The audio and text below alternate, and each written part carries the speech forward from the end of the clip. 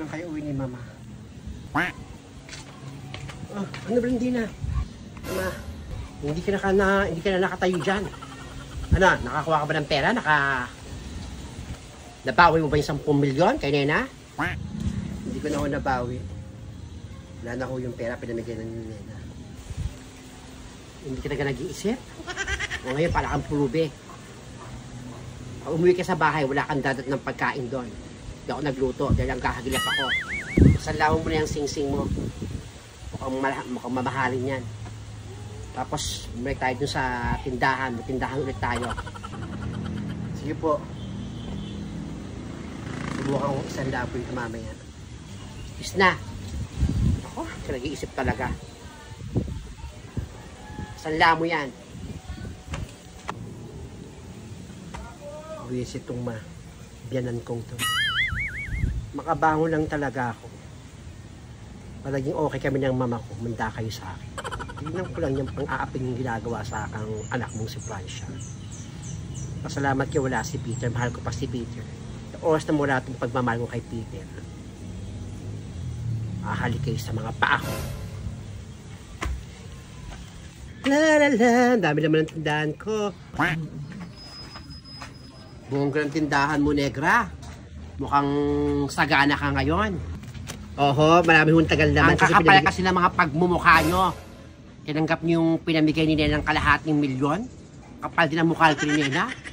Kung may reklamo ho kayo, doon ho kayo sa barangay magreklamo. Pag ho kayo sa tindahan ko, malas ho yan. Hindi naman pala lalayas dito sa lugar na to. Kinuha pa yung 10 milyon at pinamudbud pa sa mga taong mga naghihikaos dito. Kami ngayon, naghihikaos kami ngayon. Hindi kasi madamot si Nena kaya pinamigay sa amin. Bahala siya magsisigaw. Wala akong pakialam kahit maputol yung litid niya sa leeg. Bahala ka dyan. Pala mga pagmumukha nyo, tagat tinanggap nyo, mawala kayong konsensya. Hindi nyo naman pera, hinakamkam ninyo. Bakit Aling Adelfa? Namulubi ba kayo? Naghihikaos kayo ngayon? Kahit ano pang sabihin nyo na makapala mga apog namin, makapal yung fest namin, wala kaming pakialam. Basta kami, meron kaming kalahating milyon. Isa ka pa? Kapal ang pagmumukha mo? Magdi-magita ka pa sa amin, pero isa ka rin namang kalawit pengi ka rin. Tagang tinanggap nyo talaga yung perang pinamimigay ni Nene, no? Babawian ko yan si Nena. Isa rin nyo yung pera. Aling Adelfa, ang sisihin nyo po si Blandina, hindi ho kami. Ang sisihin mo, yung manugang mong hilaw na si Blandina, hindi kami. Dahil si Nena may ginito ang puso, kaya nagkaroon kami ng kalahating milyon. Kakapal ang mga pagmukha nyo.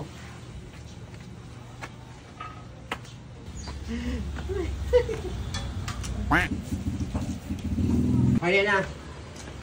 Ang kapal din kayo ng pagmumukha. Hindi ka naman palalayas dito sa lugar na to. Sinuhulang ka ni Blandina ng 10 milyon. Pinamigay mo pa? Kapal ang mukha mo? Una ho sa lahat, hindi ho makapal ang pagmumukha ko. At saka bakit ho ako alis dito? Eh bahay ko to. At pangalawa ho, si Blandina ang naglagay ng 10 milyon dito. Dahil sa hindi ako madamot, pinamigay ko sa mga kapitbahay ko. Kami ito naghihikaos ngayon? Tigas ng mukha mo? At nagawa pang ipamigay yung pera sa mga tao naghihikaos din, mga hampas lupa kayo? Sabihin niyo na po anong sabihin yung makapal mukha namin. Makapal mukha ko. Wala ho akong pakialam.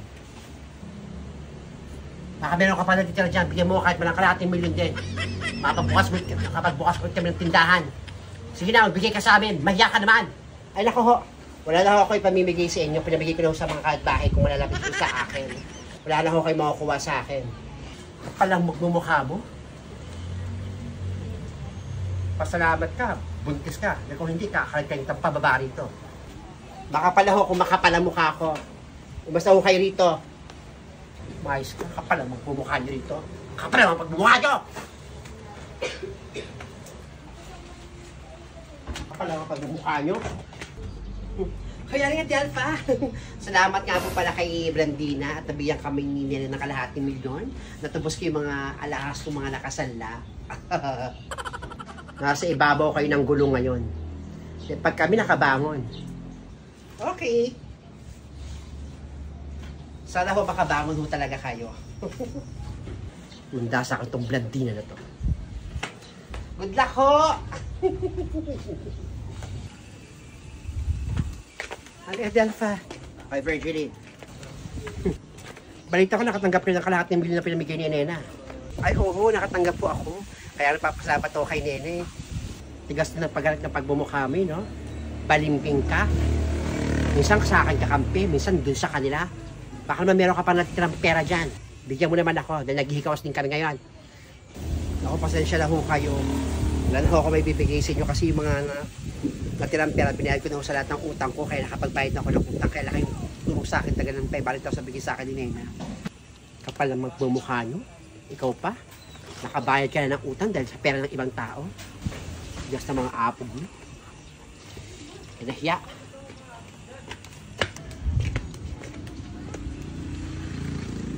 Karma nyo yan. Ilabang kasi si Blandina kaya ganyan.